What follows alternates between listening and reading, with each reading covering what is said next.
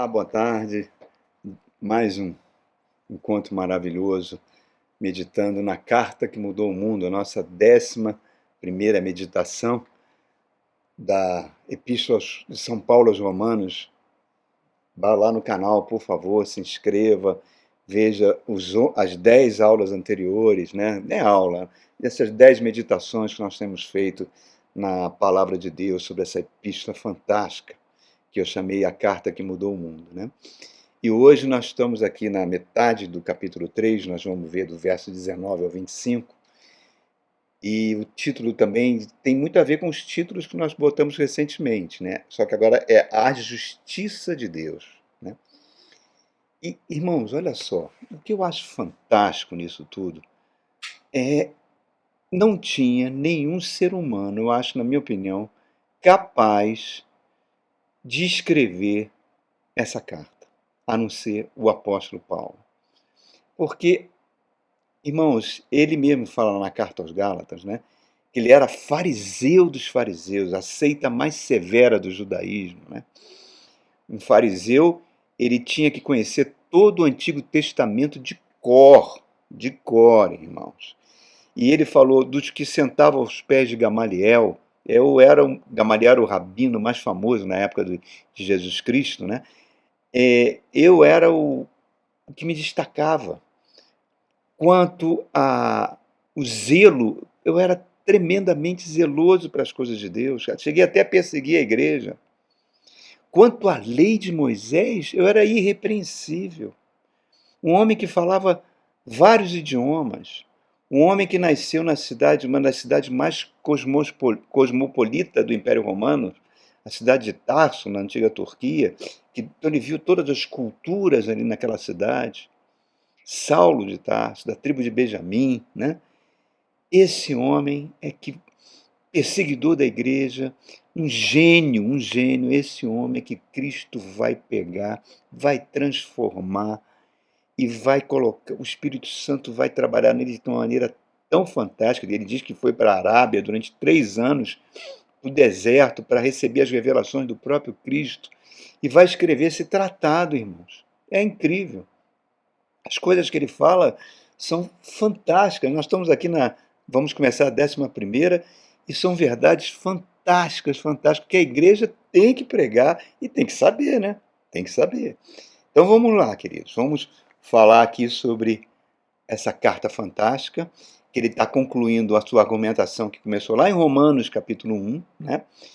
E pano de fundo de tudo isso é sobre esse poder terrível que entrou dentro do coração humano lá no Éden após a queda de Adão.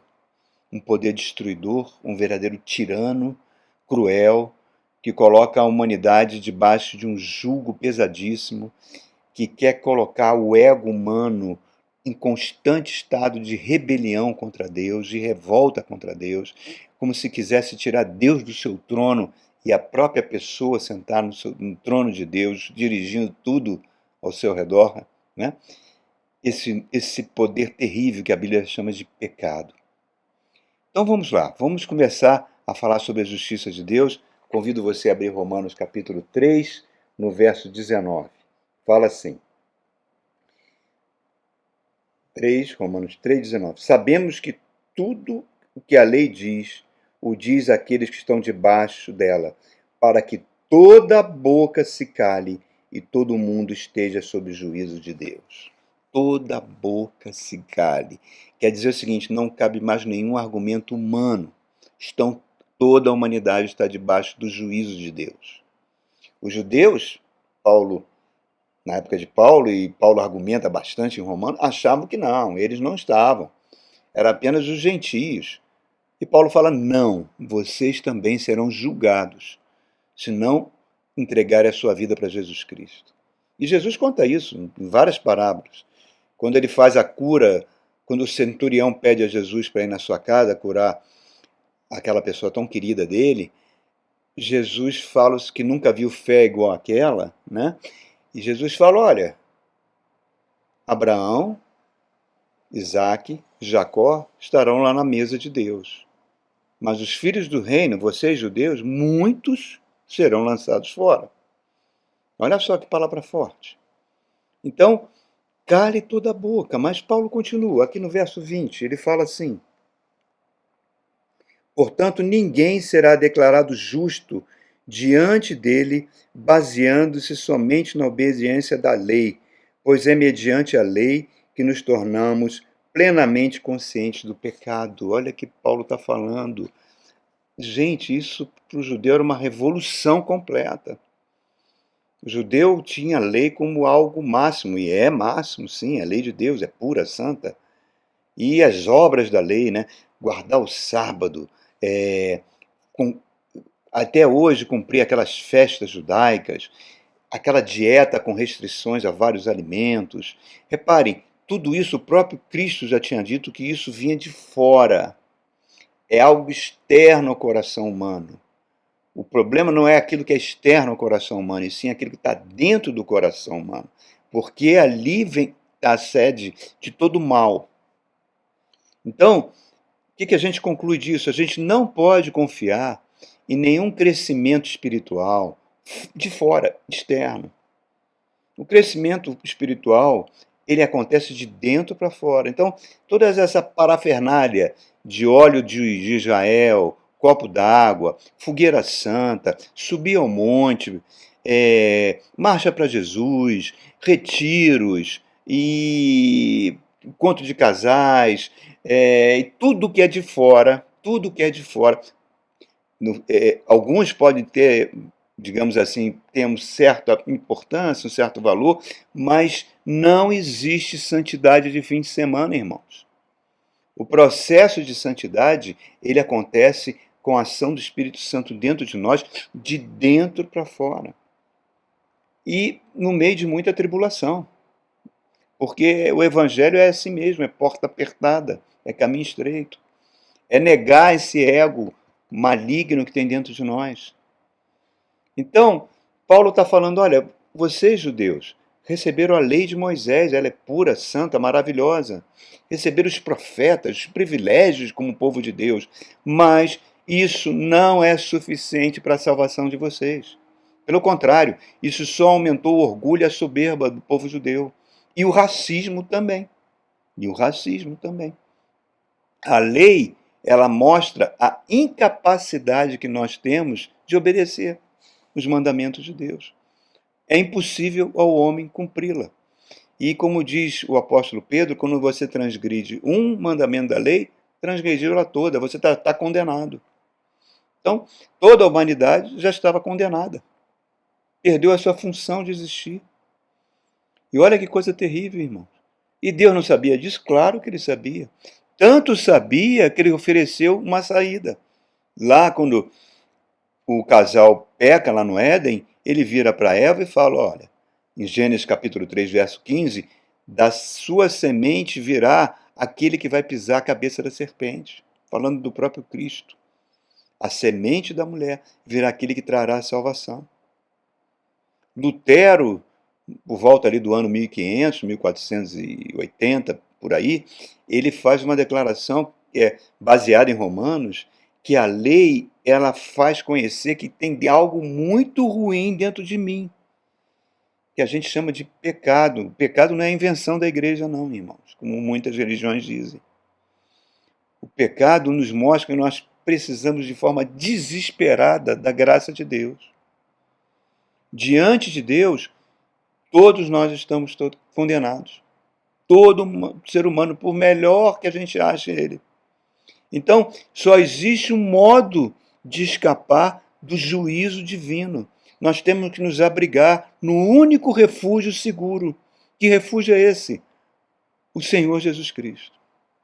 E aqui eu faço um parênteses, irmãos. Eu, com todo respeito aos irmãos católicos, os cristãos ortodoxos, enfim, não estou criticando a religião, mas eu fico sem entender como existem tantas igrejas gigantescas, catedrais gigantescas, em homenagem a Maria, em homenagem a um determinado santo, mas não foi Maria que me salvou, não foi nenhum santo que me salvou.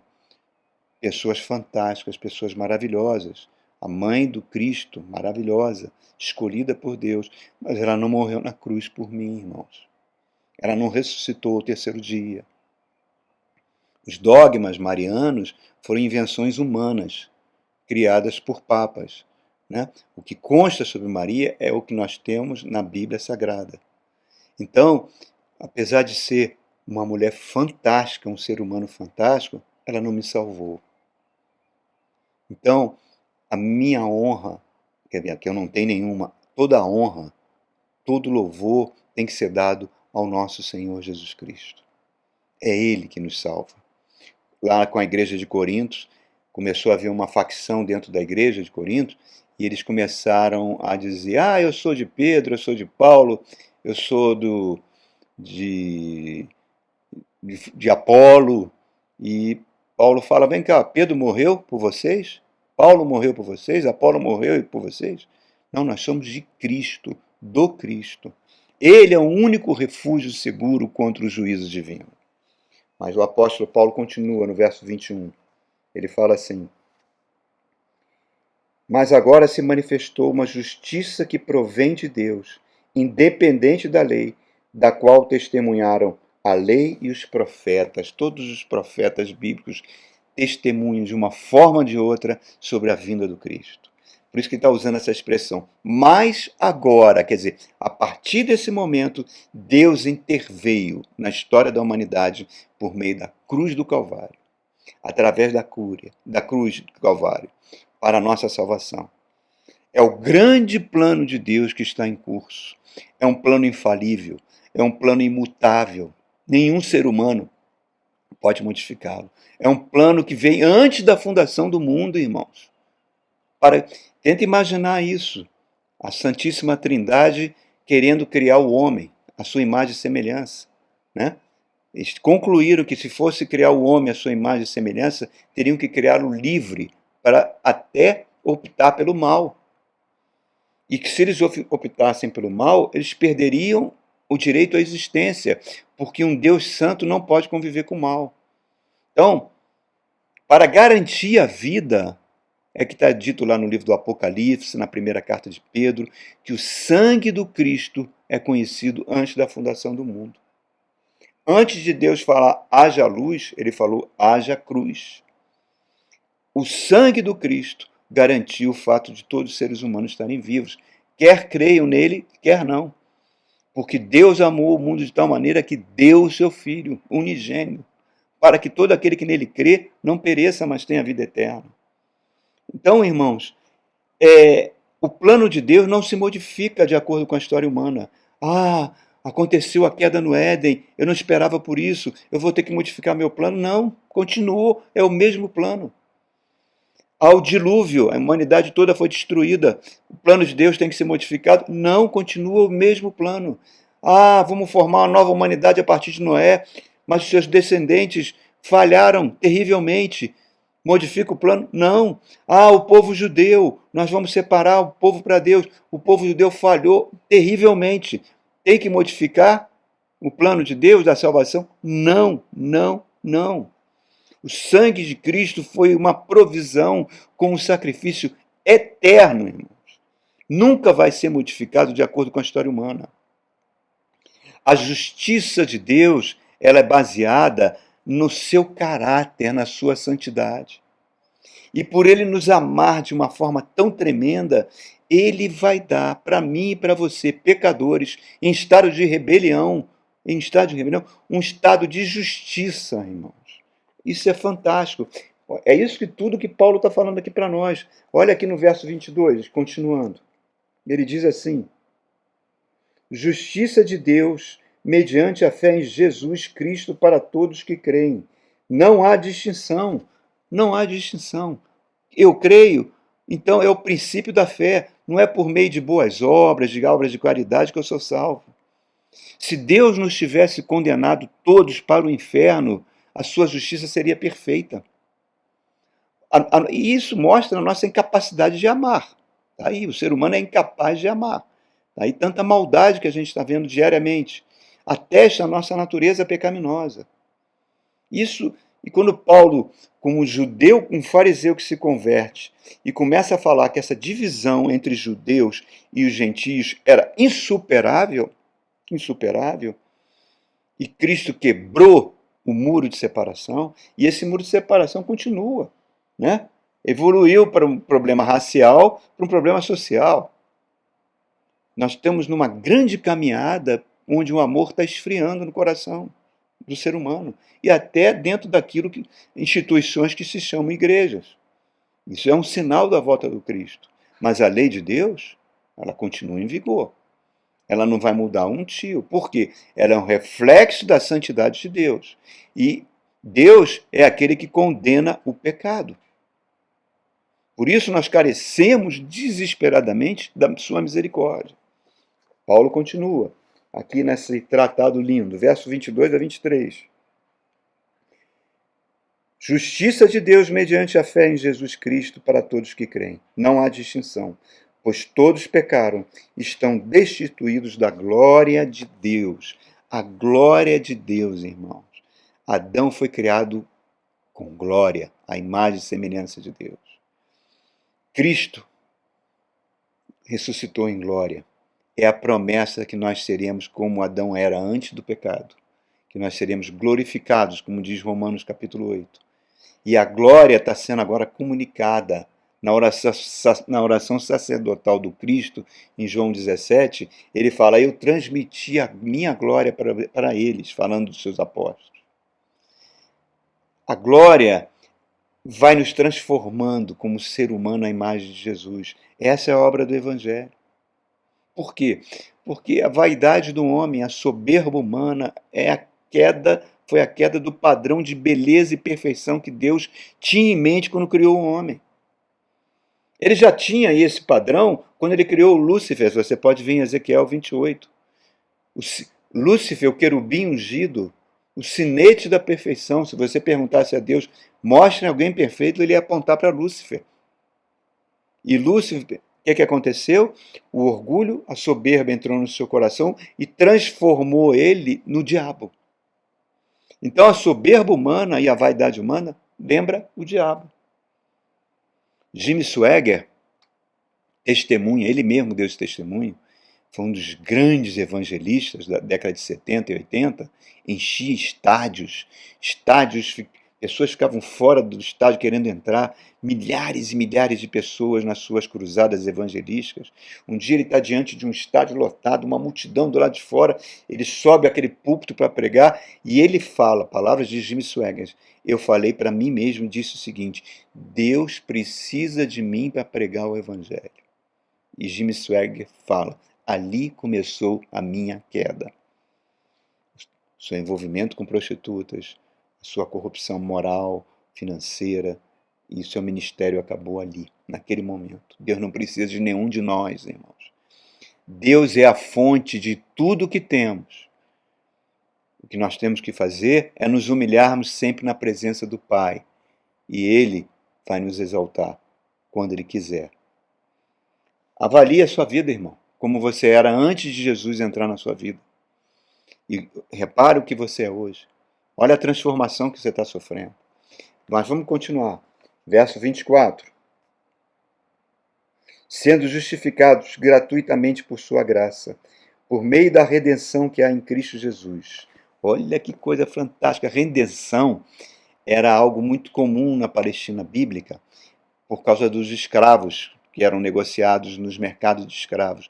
Redenção é você comprar um escravo e pôr ele em liberdade. A história bíblica de Ruth, a Moabita, no livro de Ruth, aponta para isso.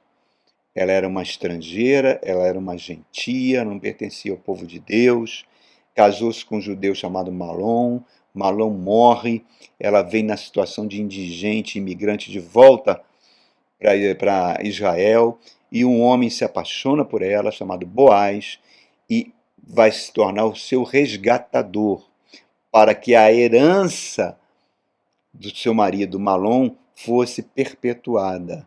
Então Boaz a resgatou para que aquela herança fosse preservada.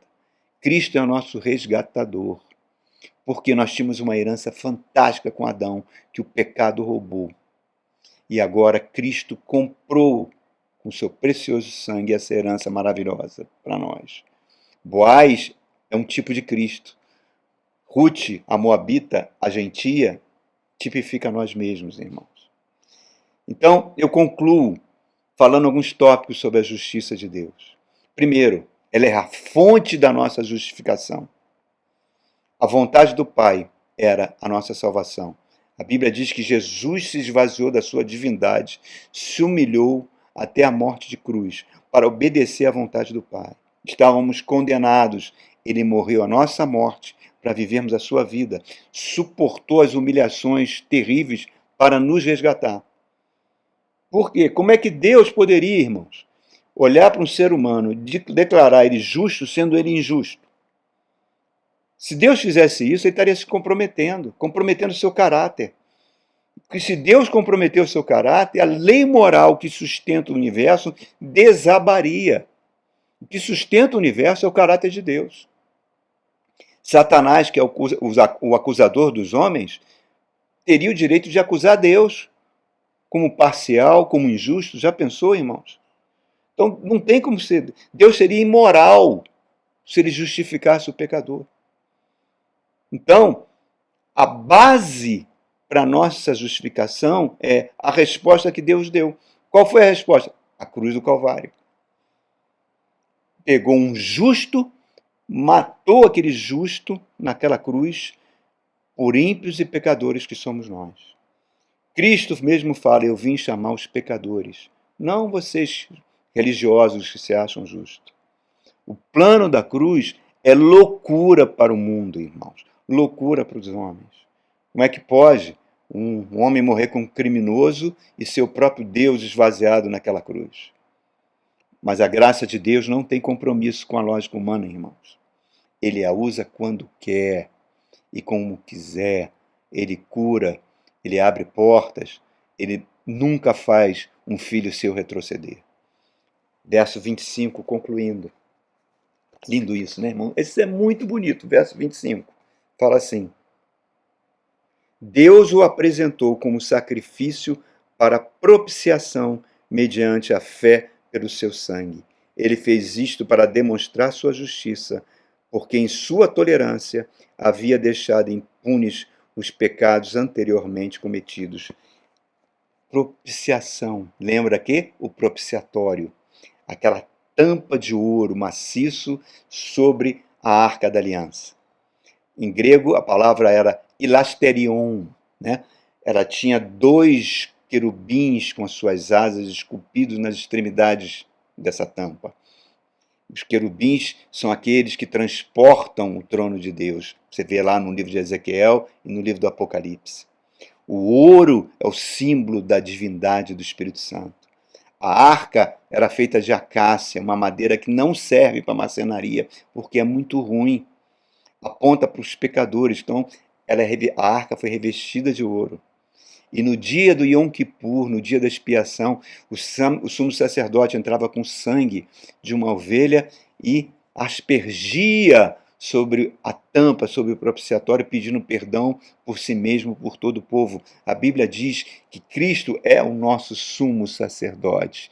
Ele penetrou o véu, que o sumo sacerdote só entrava uma vez por ano.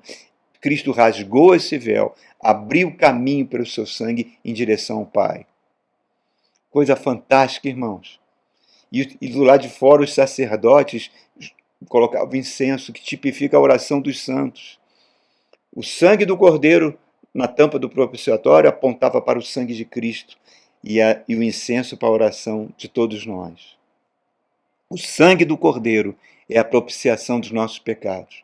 Deus continua olhando o sangue de Cristo. Para ele o tempo não existe.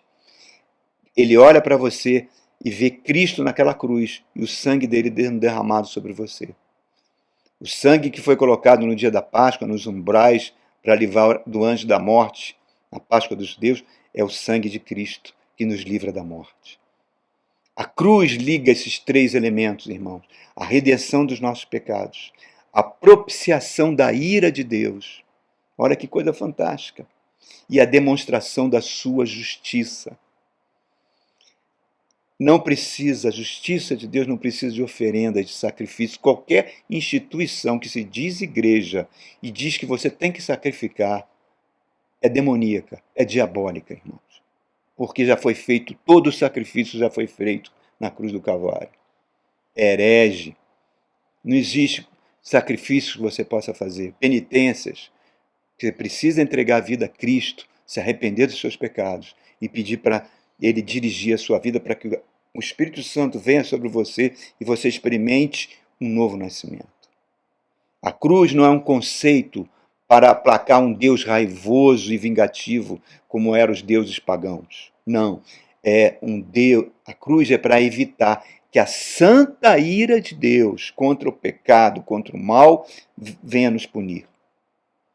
Ele entregou o seu filho como propiciação para nos salvar da ira dele mesmo. Olha que coisa fantástica, irmãos. O pecado torna o homem insaciável, insaciável. Toda depravação que o homem faz, ele relativiza, ele normaliza. Né? Você vê a pornografia é uma coisa que sempre existiu, mas quando ela começou a ser colocada em vídeo, quando ela começou a ser disseminada em revistas, em TVs a cabos e também hoje pela internet, ela mudou a cabeça das famílias, irmãos. Incesto, swing, troca de casais, sexo com animais, com crianças, tudo isso era abominação e isso está se tornando normal no mundo. Porque a mente humana é uma mente guiada pelo pecado. Só o Evangelho pode nos libertar desse mal. Deus nos amou, irmãos.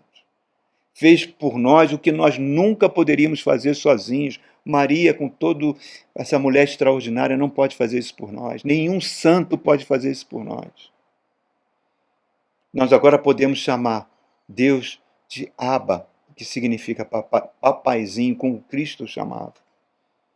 E todas essas verdades fantásticas, eu comecei falando sobre isso, termino, foi revelada por um fariseu brilhante, que mostrou o verdadeiro papel da lei, o verdadeiro papel da morte de Cristo, pegou Saulo de Tarso, e transformou no apóstolo Paulo, o pequeno. É fantástico. Uma mente brilhante, usada pelo Espírito Santo para abençoar a igreja, para escrever essa carta que mudou o mundo. Deus te abençoe. Vamos lá para o nosso 12º encontro. Se matricule no canal. Ligue o sininho lá para que essas mensagens possam ser difundidas por muitas pessoas. Deus te abençoe.